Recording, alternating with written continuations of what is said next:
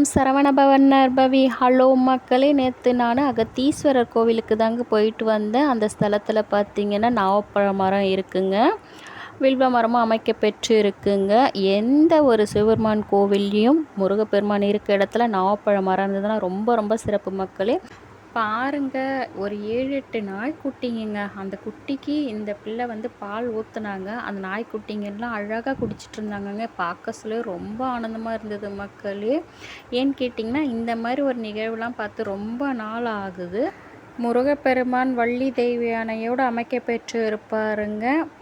முத்துக்குமார சுவாமி அந்த ஸ்தலத்தில் இருக்கிறாருங்க. இப்படி ஒரு ஸ்தலம் போயிட்டு வந்து எனக்கு ஆனந்த மக்களே. நான் போடுற இந்த வீடியோலாம் உங்களுக்கு பிடிச்சிருந்ததுன்னா லைக் பண்ணுங்கள், ஷேர் பண்ணுங்கள், மறக்காமல் என்னோட சேனல் சப்ஸ்கிரைப் பண்ணிவிடுங்க மக்களே.